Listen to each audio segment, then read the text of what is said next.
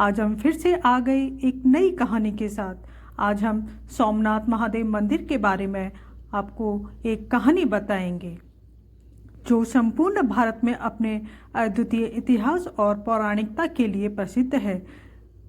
यह मंदिर गुजरात के प्रभास पाटन में स्थित है। यह 12 ज्योतिर्लिंगों में पहला और सबसे भव्य माना जाता है। इस मंदिर के निर्माण के पीछे एक गहरी और रहस्यमय कहानी छिपी है। क्या ये कहानी आप जानते हो? चलो आज हम इस कहानी के बारे में आपको बताते हैं, जो चंद्रदेव के श्राप से जुड़ी हुई है। चंद्रमा के लुप्त होने की यह कथा हमें बताती है कि कैसे एक साधारण प्रेम कहानी ने एक महान धार्मिक स्थल का निर्माण किया। प्रजापति दक्ष की 27 पुत्रियों की कथा से यह कहानी शुरू होती है। दक्ष ने अपनी सभी पुत्रियों का विवाह चंद्रदेव से किया, लेकिन चंद्रदेव सिर्फ एक पत्नी रोहिणी से ही प्रेम करते थे। इस उपेक्षा ने दक्ष को बहुत दुखी किया और उन्होंने चंद्रदेव को श्राप दे दिया कि उनकी चमक धीरे धीरे समाप्त हो जाएगी। जैसे ही यह श्राप लगा, चंद्रमा की रोशनी घटने लगी, जिसके कारण पूरी सृष्टि में अंधकार फैल गया। अपने शाप का शमन करने के लिए चंद्रदेव ब्रह्मा जी की शरण में गए। ब्रह्मा जी ने उन्हें प्रभास क्षेत्र में जाकर भगवान शिव की आराधना करने के लिए कहा। चंद्रदेव ने वहां एक शिवलिंग स्थापित किया और कठोर तप करने लगे। उनकी तपस्या से प्रसन्न होकर महादेव जी ने प्रकट होकर कहा कि वह श्राप तो खत्म नहीं कर सकते, लेकिन उनकी प्रभाव को बदल सकते हैं। चंद्रदेव को हर महीने 15 दिनों के दौरान घटते और बढ़ते चंद्रमा का वरदान दिया। यहाँ से सोमनाथ मंदिर की कहानियाँ और भी ऐतिहासिक बनती हैं। इसे कई बार आक्रमणकारियों ने लूटा, पर हर बार सनातनियों ने इसे फिर से खड़ा कर दिया। वर्तमान में इस भव्य मंदिर का निर्माण भारत की आज़ादी के बाद लौह पुरुष सरदार वल्लभ भाई पटेल के अनुग्रह से हुआ है। यह मंदिर भारतीय संस्कृति की धरोहर है, जो हमें सिखाती है कि सच्चाई और श्रद्धा को कभी नहीं मिटाया जा सकता। यदि आप भी महादेव के भक्त हैं तो इस पौराणिक कथा को अपने दोस्तों के साथ साझा करें। अर्जुन ज्योतिर्लिंग आंध्र प्रदेश के श्रीशैलम पर्वत पर स्थित यह मंदिर दुनिया का इकलौता ऐसा स्थान है जो ज्योतिर्लिंग भी है और शक्तिपीठ भी। लेकिन क्या आप जानते हैं महादेव और माता पार्वती को कैलाश छोड़कर यहाँ क्यों आना पड़ा? इसके पीछे है शिव पुत्र गणेश और कार्तिकेय जी के बीच की एक अनोखी प्रतिस्पर्धा। तो चलो जानते हैं इसकी पूरी कहानी। कथा के अनुसार एक बार भगवान गणेश और स्वामी कार्तिकेय जी के बीच में विवाह को लेकर विवाद छिड़ गया। दोनों पहले विवाह करना चाहते थे। तब महादेव और माता पार्वती जी ने एक शर्त रखी। उन्होंने कहा, जो पृथ्वी की परिक्रमा करके सबसे पहले लौटेगा उसका विवाह पहले होगा।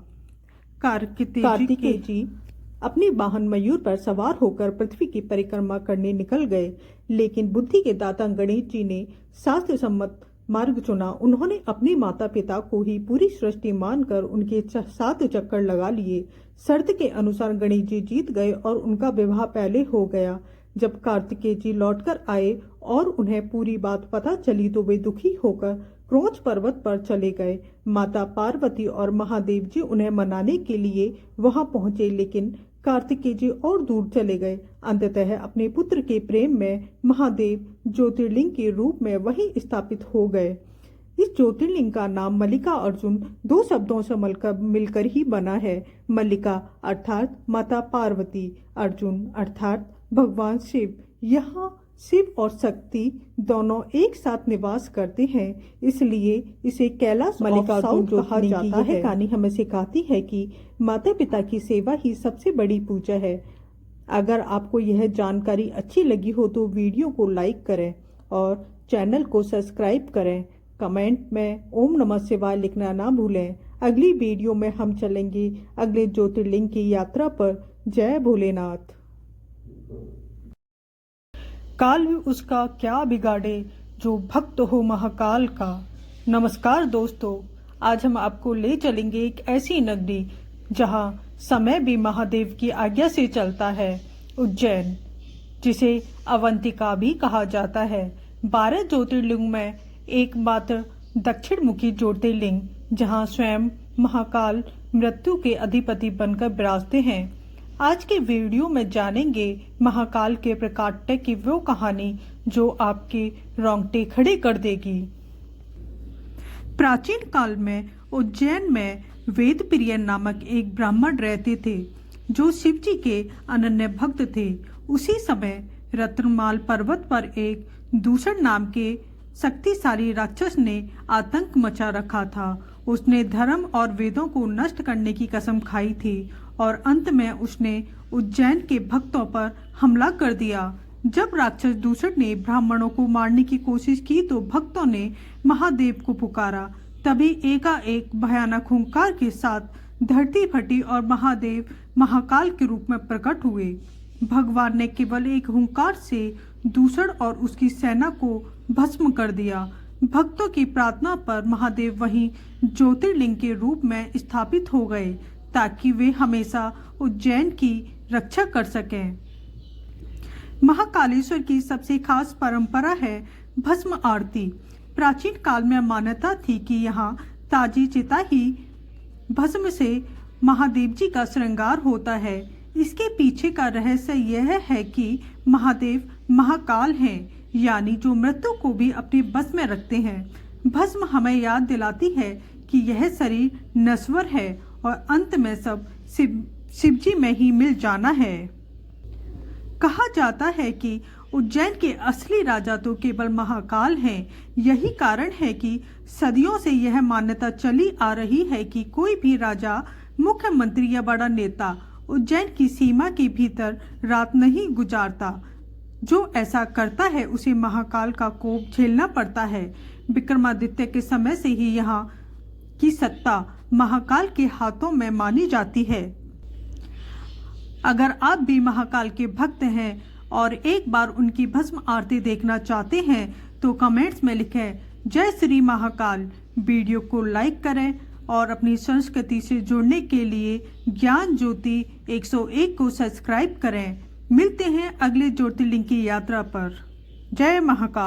नमस्कार दोस्तों, आज फिर हम आ गए एक नई कहानी के साथ। 12 ज्योतिर्लिंगों में एक ऐसा मंदिर जिसे कामना लिंग भी कहा जाता है, बाबा बैद्यनाथ धाम। झारखंड के देवघर में स्थित यह मंदिर रावण की उस अटल भक्ति का प्रमाण है जिसने स्वयं महादेव को लंका ले जाने पर मजबूर कर दिया था। पर आखिर ऐसा क्या हुआ था कि महादेव लंका पहुंचने से पहले ही देवघर में स्थापित हो गए? चलिए जानते हैं आज के इस वीडियो में। कथा के अनुसार रावण भगवान शिव का परम भक्त था। वह महादेव को प्रसन्न कर उन्हें अपनी राजधानी लंका ले जाना चाहता था। रावण ने घोर तपस्या की और अपना एक एक सर काट कर महादेव जी को अर्पित कर दिया। महादेव जी प्रसन्न हुए और वैद्य के रूप में उसके सर जोड़ दिए, इसलिए उस स्थान का नाम वैद्यनाथ पड़ा। महादेव जी ने उसे एक शिवलिंग दिया और शर्त रखी, रावण तुम इसे लंका में ले जा सकते हो, लेकिन ध्यान रहे अगर तुमने इसे रास्ते में कहीं भी जमीन पर रखा तो यह वहीं स्थापित हो जाएगा।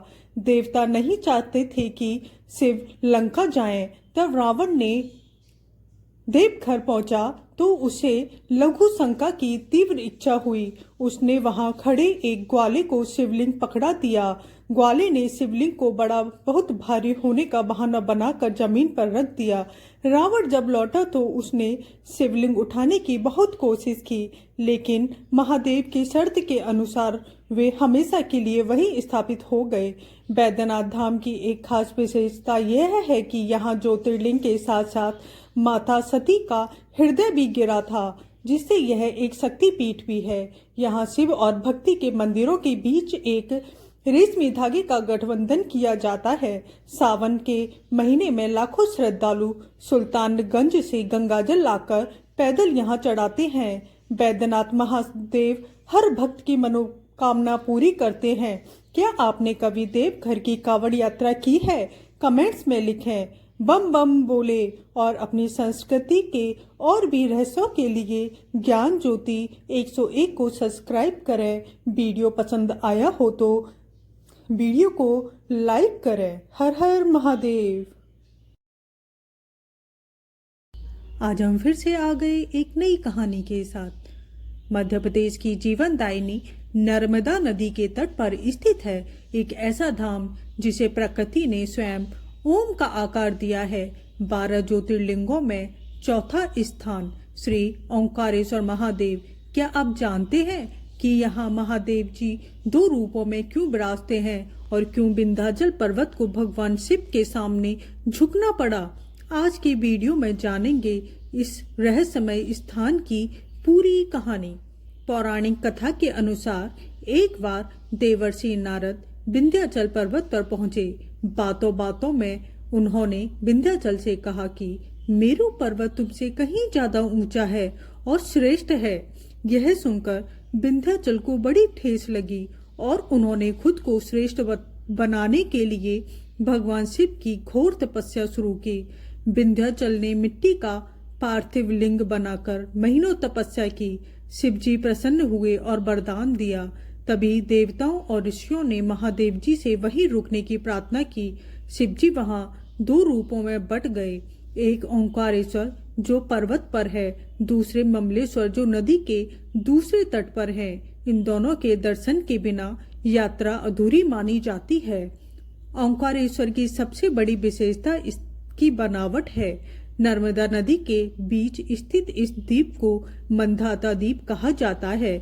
नदी की धारा इस तरह बहती है कि ऊपर से देखने पर यह पूरा द्वीप ओम का आकार बनाता है। माना जाता है कि राजा मंदाता ने यहाँ इतनी कड़ी तपस्या की थी कि स्वयं महादेव जी को यहाँ प्रकट होना पड़ा। ओंकारेश्वर में एक बहुत ही अद्भुत परंपरा है। यहाँ हर रात महादेव जी के लिए सेज सजाई जाती है और वहाँ चौपड़ बिछाया जाता है। मान्यता है कि रात में महादेव और माता पार्वती यहाँ साक्षात विश्राम करते हैं और चौपड़ खेलते हैं। ओंकारेश्वर ज्योतिर्लिंग न केवल श्रद्धा का केंद्र है बल्कि प्रकृति और भक्ति का अद्भुत संगम भी है। अगर आप नर्मदा के इस तट पर जाना चाहते हैं तो कमेंट्स में लिखें नर्मदे हर। अपनी संस्कृति से जुड़ने के लिए ज्ञान ज्योति 101 को सब्सक्राइब करें और अगर वीडियो पसंद आया हो तो लाइक करें। आज हम फिर आ गए एक नई कहानी के साथ। समुद्र तल से 11,000 फीट की ऊंचाई पर स्थित है, जहां हवाओं में भी हर हर महादेव गूंजता है, वह है केदारनाथ धाम। 12 लिंगों में सबसे ऊंचा और सबसे दुर्गम। लेकिन क्या आप जानते हैं यहाँ महादेव बैल के रूप में क्यों प्रकट हुए थे और क्यों भीम को महादेव की पूंछ पकड़नी पड़ी थी? आज के वीडियो में हम जानेंगे उस स्थान की कहानी जहां काल भी आकर रुक जाता है। महाभारत के युद्ध के बाद पांडव अपने सगे संबंधियों की हत्या के पाप से मुक्ति चाहते थे। भगवान कृष्ण ने उन्हें शिव की शरण में जाने को कहा, लेकिन महादेव पांडवों से क्रोधित थे और उन्हें दर्शन नहीं देना चाहते थे। पांडव जब हिमालय पहुंचे तो शिव जी ने बैल का रूप धारण कर लिया और पशुओं के झुंड में छिप गए।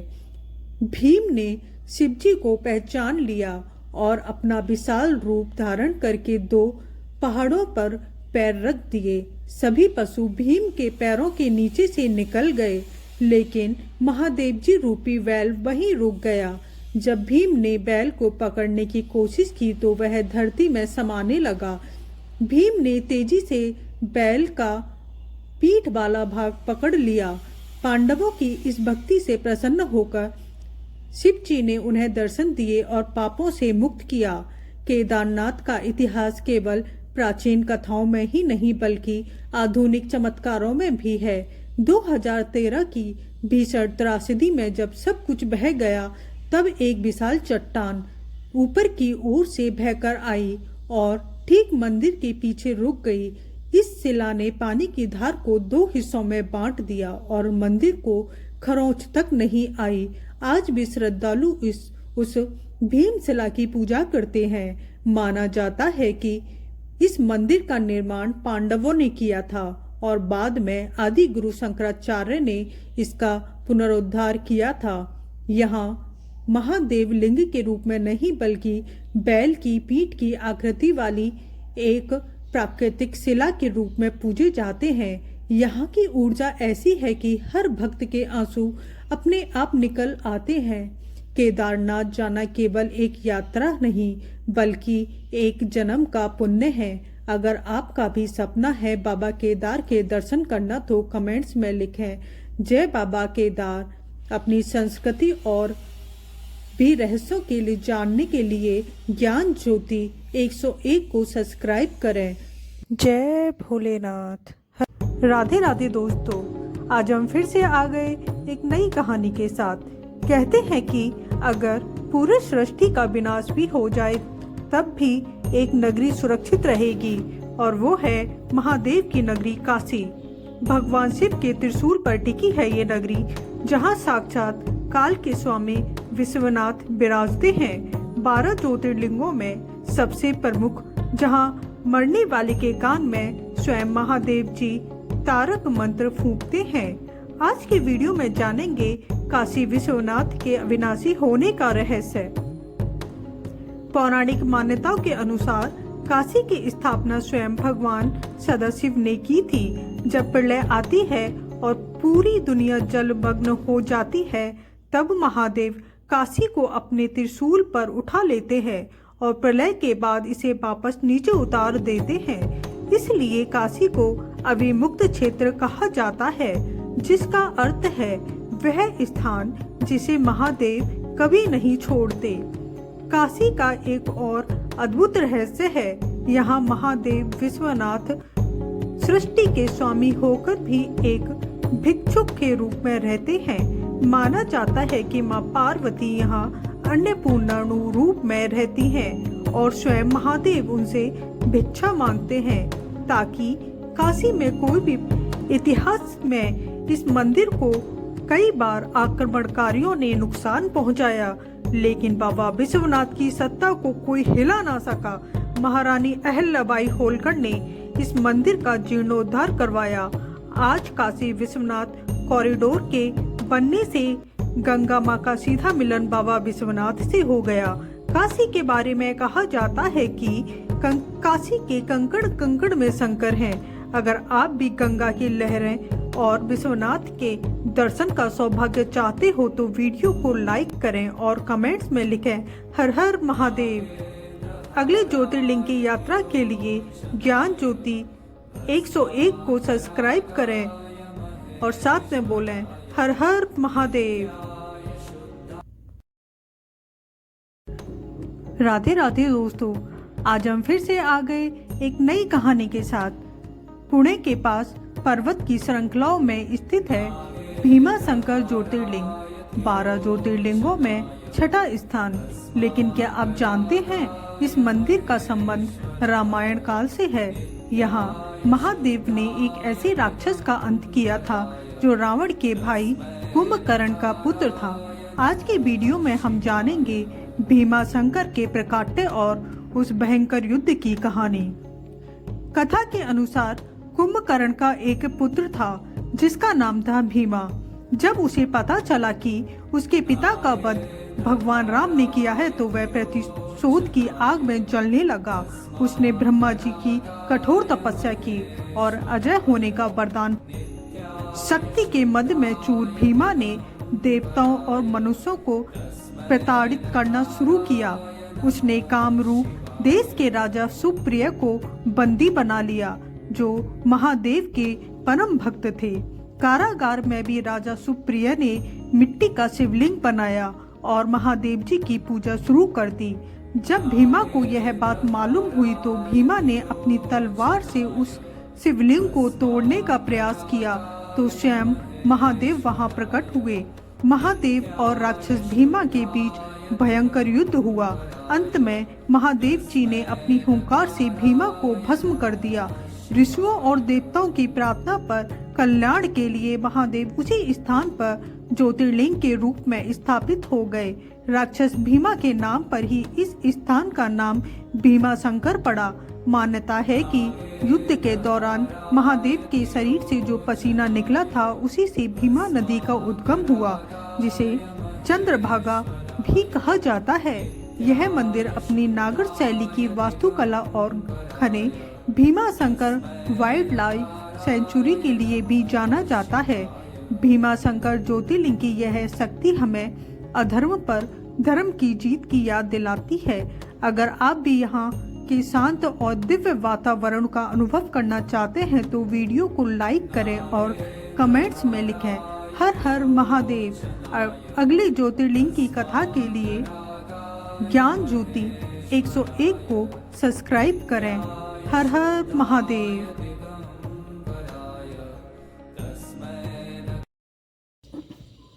राधे राधे दोस्तों, आज हम फिर से आ गए एक नई कहानी के साथ।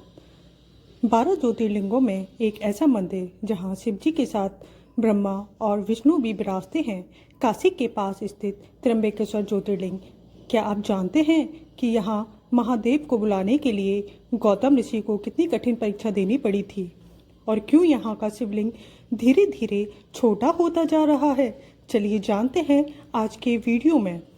प्राचीन काल में ब्रह्मगिरी पर्वत पर गौतम ऋषि रहते थे। अन्य ऋषियों ने ईर्ष्यावश एक मायावी गाय को उनके खेत में भेज दिया, जिसकी दुर्घटनावश मृत्यु हो गई। गौतम ऋषि पर गौ हत्या का पाप लगा। इस पाप से मुक्ति के लिए उन्होंने महादेव की घोर तपस्या की और उनसे गंगा को धरती पर लाने की प्रार्थना की। महादेव जी प्रसन्न हुए और उन्होंने अपनी जटाओं से गंगा को प्रकट किया, जो यहाँ गोदावरी या गौतमी गंगा कहलाई। ऋषियों के अनुरोध पर महादेव जी यहाँ ब्रह्मा और विष्णु जी के साथ लिंग रूप में स्थापित हो गए।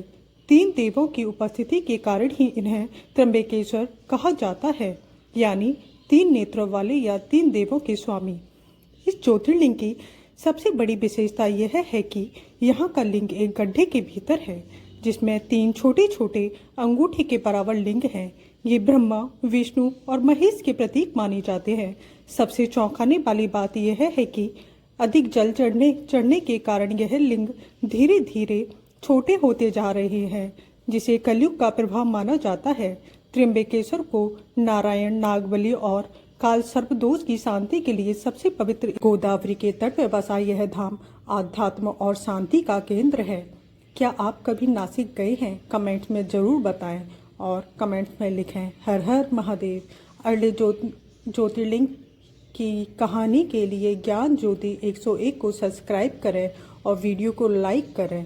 हर हर महादेव। राधे राधे दोस्तों, आज हम फिर आ गए एक नई कहानी के साथ। 12 ज्योतिर्लिंगों की पावन यात्रा के अंतिम पड़ाव पर आज हम खड़े हैं श्री गणेश्वर महादेव के द्वार पर। यह मंदिर एक माँ की अटूट भक्ति और महादेव की असीम करुणा का प्रतीक है। लेकिन क्या आप जानते हैं कि एक माँ की पुकार सुनकर महादेव ने उसके मृत पुत्र को वापस जीवित कर दिया था? चलिए जानते हैं इस अंतिम ज्योतिर्लिंग के प्रकाट्य की कहानी। पौराणिक कथा के अनुसार यहाँ सुधर्मा नाम के एक ब्राह्मण और उनकी पत्नी घुस्मा रहते थे। घुस्मा महादेव की परम भक्त थी। वह हर दिन 101 पार्थिव से शिवलिंग बनाकर पास के तालाब में विसर्जित करती थी। महादेव की कृपा से उसे एक पुत्र रत्न की प्राप्ति हुई। सुधर्मा की पहली पत्नी सुदेहा को घुस्मा से ईर्ष्या होने लगी और एक रात उसने घुस्मा के पुत्र की हत्या कर दी। सुबह जब घुस्मा को यह पता चला तो वह विचलित नहीं हुई। उसने अपनी रोज की शिव पूजा जारी रखी। जब वह शिवलिंग विसर्जित करने तालाब पर गई तो वह वहां एक चमत्कार हुआ। जैसे ही घुस्मा ने शिवलिंग जल में प्रवाहित किया, उसका पुत्र जीवित होकर तालाब से बाहर निकल आया। उसी समय महादेव स्वयं वहां प्रकट हुए और सुदेहा को दंड देना चाहा, लेकिन दयालु घुस्मा ने अपनी सौतन को क्षमा करने की प्रार्थना की। घुस्मा की इस महानता और भक्ति से प्रसन्न होकर महादेव वहीं घुस्मेश्वर के रूप में स्थापित हो गए, जो बाद में गिणेश्वर कहलाए। यह मंदिर लाल पत्थरों से बना है और अपनी अद्भुत नक्काशी के लिए जाना जाता है। अहिल्याबाई होलकर ने इस मंदिर का पुनर्निर्माण कराया था। मान्यता है कि जो भी भक्त यहाँ श्रद्धा से दर्शन करता है, उसकी सभी मनोकामनाएं पूर्ण होती हैं और वंश की वृद्धि होती है। आज हमारी 12 ज्योतिर्लिंगों की यह यात्रा संपूर्ण हुई। हमें उम्मीद है कि इन कहानियों ने आपको महादेव के और करीब लाया होगा। अगर आपने पिछली 11 वीडियो नहीं देखी तो चैनल पर जाकर जरूर देखें। कमेंट्स में एक बार फिर से प्रेम से लिखें, हर हर महादेव। अपनी संस्कृति के ऐसे ही रहस्यों के लिए ज्ञान ज्योति 101 को सब्सक्राइब करें और इस यात्रा को सफल बनाएं। हर हर महादेव।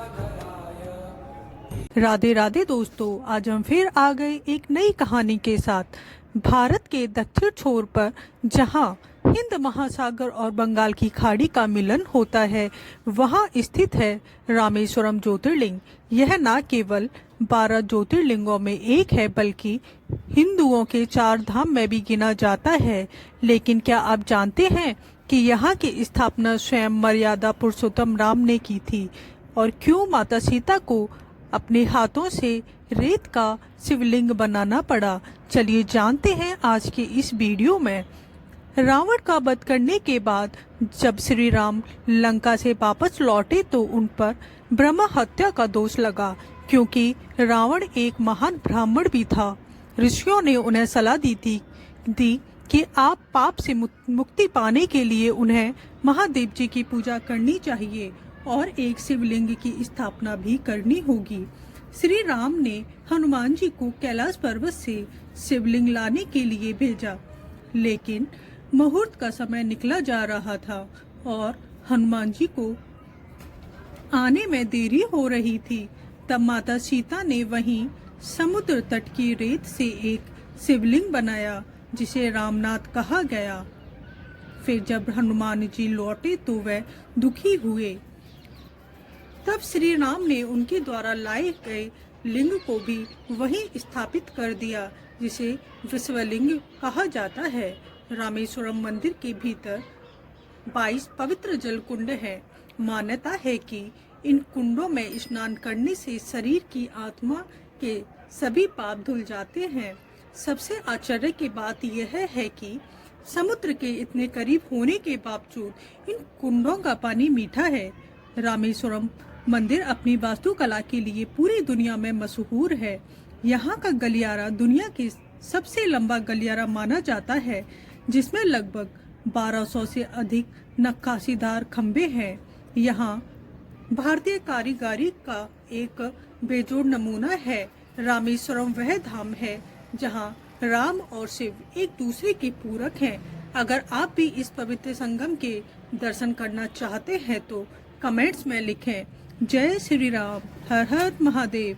अगले और आखिरी ज्योतिर्लिंग की यात्रा के लिए ज्ञान ज्योति 101 को सब्सक्राइब करें। वीडियो अगर अच्छा लगा हो तो वीडियो को लाइक करें और साथ में बोलें, हर हर महादेव। राधे राधे दोस्तों, आज हम फिर आ गए एक नई कहानी के साथ। 12 ज्योतिर्लिंगों की पावन यात्रा के अंतिम पड़ाव पर आज हम खड़े हैं श्री गिणेश्वर महादेव के द्वार पर। यह मंदिर एक माँ की अटूट भक्ति और महादेव की असीम करुणा का प्रतीक है।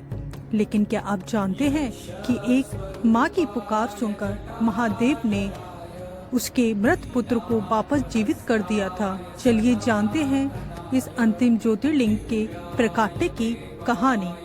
पौराणिक कथा के अनुसार यहाँ सुधर्मा नाम के एक ब्राह्मण और उनकी पत्नी घुस्मा रहते थे। घुस्मा महादेव की परम भक्त थी। वह हर दिन 101 पार्थिव से शिवलिंग बनाकर पास के तालाब में विसर्जित करती थी। महादेव की कृपा से उसे एक पुत्र रत्न की प्राप्ति हुई। सुधर्मा की पहली पत्नी सुदेहा को घुस्मा से ईर्ष्या होने लगी और एक रात उसने घुस्मा के पुत्र की हत्या कर दी। सुबह जब घुस्मा को यह पता चला तो वह विचलित नहीं हुई। उसने अपनी रोज की शिव पूजा जारी रखी। जब वह शिवलिंग विसर्जित करने तालाब पर गई तो वहां एक चमत्कार हुआ। जैसे ही घुस्मा ने शिवलिंग जल में प्रवाहित किया, उसका पुत्र जीवित होकर तालाब से बाहर निकल आया। उसी समय महादेव स्वयं वहां प्रकट हुए और सुदेहा को दंड देना चाहा, लेकिन दयालु घुस्मा ने अपनी सौतन को क्षमा करने की प्रार्थना की। घुस्मा की इस महानता और भक्ति से प्रसन्न होकर महादेव वहीं घुस्मेश्वर के रूप में स्थापित हो गए, जो बाद में गिणेश्वर कहलाए। यह मंदिर लाल पत्थरों से बना है और अपनी अद्भुत नक्काशी के लिए जाना जाता है। अहिल्याबाई होलकर ने इस मंदिर का पुनर्निर्माण कराया था। मान्यता है कि जो भी भक्त यहाँ श्रद्धा से दर्शन करता है, उसकी सभी मनोकामनाएं पूर्ण होती हैं और वंश की वृद्धि होती है। आज हमारी 12 ज्योतिर्लिंगों की यह यात्रा संपूर्ण हुई। हमें उम्मीद है कि इन कहानियों ने आपको महादेव के और करीब लाया होगा। अगर आपने पिछली 11 वीडियो नहीं देखी तो चैनल पर जाकर जरूर देखें। कमेंट्स में एक बार फिर से प्रेम से लिखें, हर हर महादेव।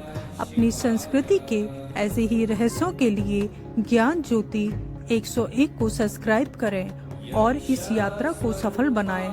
हर हर महादेव।